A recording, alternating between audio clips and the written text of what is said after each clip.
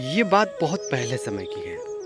एक गांव था जिसका नाम भोलापुर था। वहाँ के लोग बहुत ही ईमानदार और मेहनती थे। लेकिन उसी गांव में एक सेठ रहा करता था। वो सेठ बहुत ही अमीर था। उसके पास ज़मीन जायदाद की कोई कमी नहीं थी। वे सेठ लेकिन मन से थोड़ा घमंडी था। वे सेठ गांव के मजदूरों को बुलाकर अपने खेतों में काम करवाता था और काम ठीक से ना करने पर उसकी मजदूरी में से कुछ पैसे काट लिया करता था। और सेठ हमेशा ध्यान पे ही देखता कि कोई मजदूर काम कर रहा है या नहीं। काम करने के बाद वे मजदूर अपना मजदूरी लेने उस सेठ के घर जाते हैं।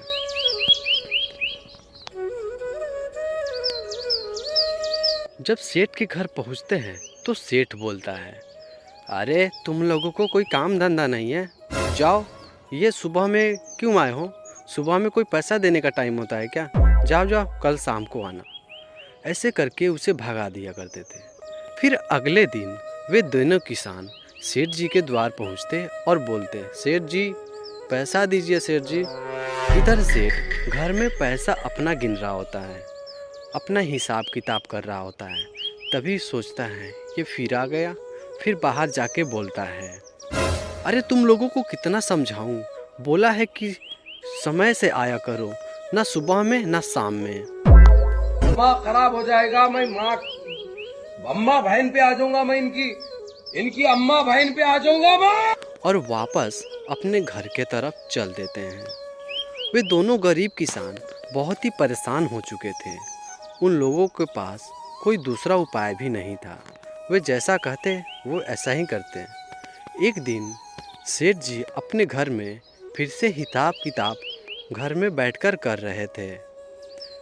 तभी उसके दरवाजे पर एक साधु आता है। साधु चुपचाप खड़ा रहता है और उसके बाद बोलता है, भिक्षान देही, है कोई घर में? भिक्षान देही। फिर उसके बाद साधु को आवाज़ सुनकर वो फिर बाहर आता है और गुस्सा करने लगता है, अरे तुम लोगों को कोई काम धंधा नहीं है क्या? सुबह सुबह मुंह उठा कर चले आते हो। ऐसे भी लोगों को चैन नहीं रहता है क्या? कोई काम कर लो जाके ढंग से। आ जाते हैं कहाँ से। चलो। वो साधु चुपचाप उस सेठ के बात सुनकर वहाँ से चल देता है। और सेठ किसी को कुछ नहीं देने वाला था क्योंकि वह घमंडी था। एक बार सेठ अपना अनाज लेकर बाजार में बेचने जा रहा होता है और तभी बैलगाड़ी रास्ते में खराब हो जाती है और रात भी हो गई होती है। तभी बैलगाड़ी पे बैठा मजदूर बोलता है, सेठ जी हमको नहीं लगता कि आज हम लोग बाजार जा पाएंगे। रात भी हो गया है और हम लोगों को आज रात हमको लगता है यहीं पे गुजारना पड़ेगा। तो सेठ बोलता है, लेकिन यहाँ तो जंगली जानवर आते जाते रहते हैं। अगर हम लोग इस रात में यहाँ पे रुकेंगे तो जंगली जानवर हम लोगों को अपना शिकार बना लेगा। तो मजदूर बोलता है, हाँ हाँ सेठ जी आपकी बात तो सही है, लेकिन हम लोग कर भी क्या सकते हैं? जब तक बैलगाड़ी ठीक नहीं होता तब तक हम लोगों को तो यहीं पे गुजारना पड़ेगा। तभी कुछ देर बाद सेठ जी की नज़र एक बाबा की कुटिया पे जाता है।